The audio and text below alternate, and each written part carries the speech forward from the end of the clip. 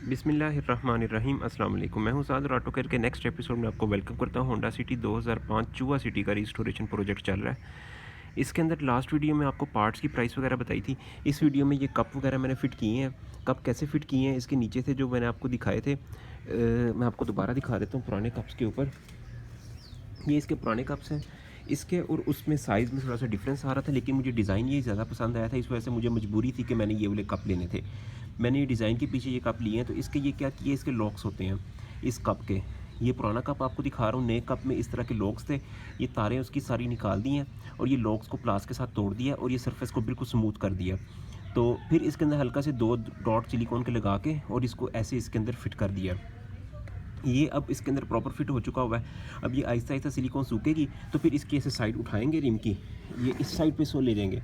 अभी आप वहाँ से देख रहे हैं, यहाँ से इसके लॉक्स वगैरह टूटे हुए हैं। अब यहाँ से जब ये सिलिकॉन सूख जाएगी, जैसे कि अभी मैं आपको थोड़ा सा दिखा देता हूँ, ये देखें, ये सिलिकॉन लगी आपको नज़र आ रही है। ये उस साइड से लगाई है और इसको कप को लगा के बीच में फिट कर दिया है। अब ये सिलिकॉन जब सूख जाएगी तो इसके 2 स्पॉट काफ़ी नहीं होते हैं। तो फिर अगर आपके पास मैजिक हो तो मैजिक यहाँ पे अच्छी तरह फिल कर दें। अगर मैजिक नहीं है तो डेंटल पाउडर जो होता है सेल्फ क्योर के नाम से, वो इसके अंदर फिल कर दें। नहीं तो आप सिलिकॉन की इसके अंदर एक अच्छी लेयर लगा दें ताकि ये कप आपका उतरे ना। तो ये एक इसका प्रोसीजर होता है बड़े कप को इसके अंदर फिट करने के लिए। तो ये डिज़ाइन इसका क्योंकि होंडा का था तो ये मुझे काफ़ी अट्रैक्ट कर रहा था, तो ये मैंने लिया। एक ये इसका काम हो गया। दूसरा सेल्फ़ के ऊपर काम चल रहा है, आपको सेल्फ़ दिखाता हूँ इसका। ये हो गया फिट। अब जी इसको रखेंगे वापस। अच्छा जी, यहाँ पे आ जाते हैं इंजन के ऊपर। ये है इसका गाड़ी का इंजन, इसका सेल्फ़ खोला हुआ है, रेडिएटर इसका उतारा हुआ है। इसका सेल्फ़ लगा होता है यहाँ पे फ्रंट पे। अब यहाँ पे हाथ पड़ना काफ़ी मुश्किल होता है। जो आपके टूल्स वगैरह होते हैं सेल्फ़ खोलने के लिए, वो रेडिएटर उसमें काफ़ी रुकावट बन रहा होता है। तो नॉर्मली मैकेनिक तो यही करते हैं कि ऐसे लगा लगा ही इसको खोल लेते हैं। लेकिन जो बेस्ट वे होता है आपका कि ताकि आपका रेडिएटर भी लीक ना हो, और अगर आपका ये टूल जाके रेडिएटर को टच होगा तो रेडिएटर के लीक होने के चांसेस होते हैं। तो बेहतर है कि आप ये सारे पाइप्स वगैरह इससे खोल के, ये वाला पाइप और ये जो इंजन का दूसरा पाइप यहाँ से आ रहा होता है ये भी उतार लिया। ये भी पाइप उतार के तो फिर आप रेडिएटर को बाहर निकालें इसके दोनों फैंस के साथ ही। मैं आपको दिखाता हूँ, ये मैंने इसका कंप्लीट रेडिएटर, दोनों फ़ैन, पाइप, रेडिएटर, बोतल, ये सारा मुकम्मल इसका निकाल के बाहर रख लिया। इसका मुझे ये फ़ायदा हुआ कि एक्सेस मेरी इजी हो गई है सेल्फ़ तक। अब सेल्फ़ को निकालने के लिए, स्टार्टर मोटर को निकालने के लिए ये है कि एक यहाँ पे 17 नंबर का बोल्ट होता है, 17 मिलीमीटर का, जो मैंने खोल के ये रखा हुआ है। और इसके आगे एक 14 नंबर का, 14 मिलीमीटर का बोल्ट होता है, वो ये है।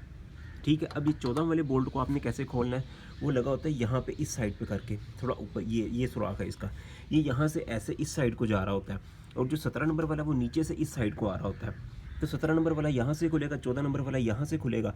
तो ये सेल्फ आपका बाहर आ जाएगा। पावर केबल उसकी आपने ये उतार लेनी है। एक ये पावर केबल उतरेगी और दूसरा जो इसकी वो होता है पिस्टन सिस्टम, उसका ये केबल आ रही है उसकी। ये लुप्पी एक लगी होती है, थिम्बल।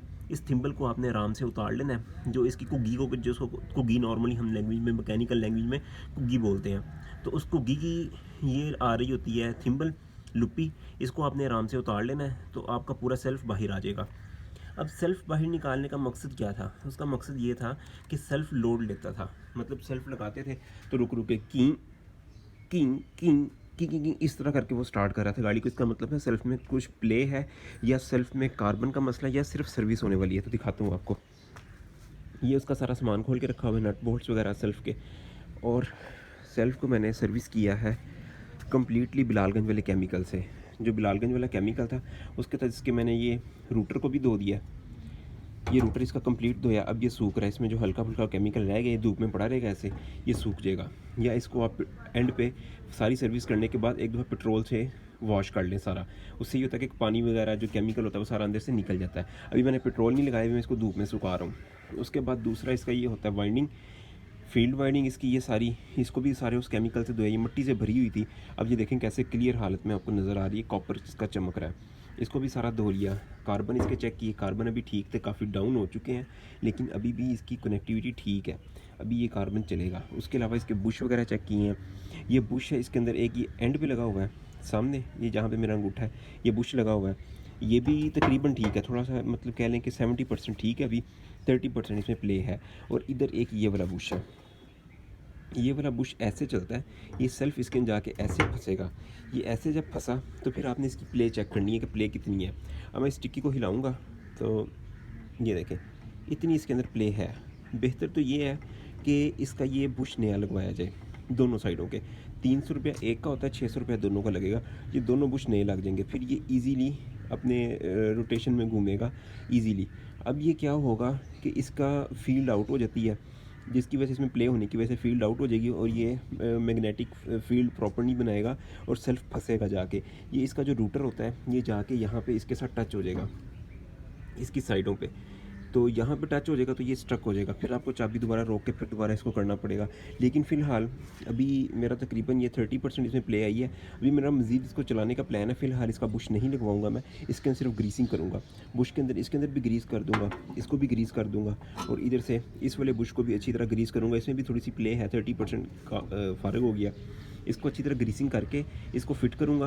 और इसका जो ये पिस्टन है इसके अंदर यहाँ से पेट्रोल डाल के, क्योंकि इसके अंदर पीछे सिक्का लगा होता है, उसने इन दोनों पॉइंट्स को कनेक्ट करवाना होता है। तो जब ये पीछे जाके ऐसे लगता है तो सिक्का इसका इन दोनों पॉइंट्स को कनेक्ट करवा देता है और सेल्फ हमारा ऑन होता है। तो इसके अंदर थोड़ा सा पेट्रोल डालने का मकसद ये होता है कि इसका जो सिक्का पीछे होता है वो वॉश हो जाता है पेट्रोल से अच्छी तरह। उसमें जो अगर रस्ट वगैरह ऑक्सीडेशन होती है, कार्बन वगैरह होता है, वो सारा निकल जाता है पेट्रोल से। पेट्रोल लगा लें या कार्बोरेटर क्लीनर कोई केमिकल लगा लें और एंड पे आप थोड़ा सा मोबाइल ऑयल भी लगा के छोड़ सकते हैं, ताकि मोबाइल ऑयल इसको लुब्रिकेट रखेगा और वो आपका जो दोबारा से उसमें रस्ट नहीं आएगा। तो इसको थोड़ा सा पेट्रोल से अंदर इसके डालेंगे, यहाँ साइडों से पेट्रोल अंदर डाल दें इसके, तो अंदर जाके सिक्के को वॉश कर देगा। तो ये इसका काम है।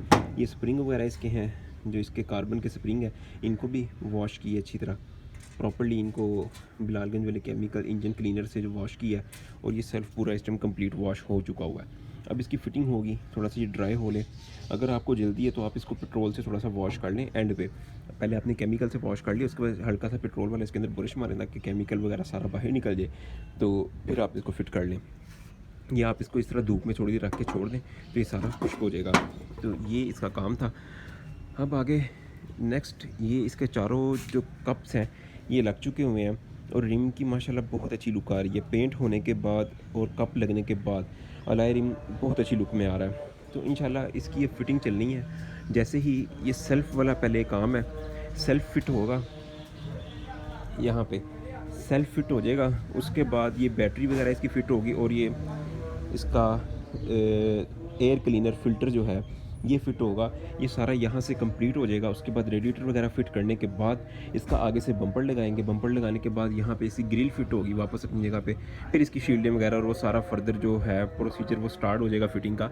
उसके अलावा ये पाइप भी ब्लॉक निकला था, ये पाइप रेडिएटर से कनेक्ट हो रहा होता है, थ्रोटल बॉडी की तरफ पानी लेके जा रहा होता है, तो ये यहाँ से ब्लॉक निकला था।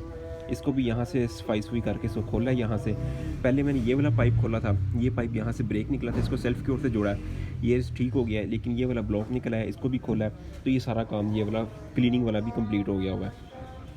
तो इंशाल्लाह अब नेक्स्ट वीडियो में आपसे मुलाकात होगी, इसकी फिटिंग शिटिंग कर लेंगे और इसको प्रॉपर्ली सेट करके तो फिर इंशाल्लाह नेक्स्ट वीडियो में आपसे मिलते हैं। तब तक के लिए अल्लाह हाफिज़। ये इसके रेडिएटर के दोनों रबड़ है, एक ये रबड़ है, ये यहाँ पे लगेंगे दोनों, इसके अंदर आके रेडिएटर ने फंसना होता है ये इस तरह, फिर रेडिएटर अपनी जगह से हिलता नहीं है। ये दोनों रबड़ में रेडिएटर फंस जाएगा और ऊपर से इसके ये क्लिप्स होते हैं, ये वाले इसमें रबड़ लगे होते हैं, ये ऐसे यहाँ से ये क्लिप लग जाएगा रेडिएटर के ऊपर, रेडिएटर माउंट हो जाएगा इसके अंदर प्रॉपर्ली। तो ये अभी इसका लगाएंगे, ये कंप्लीट रेडिएटर इसका।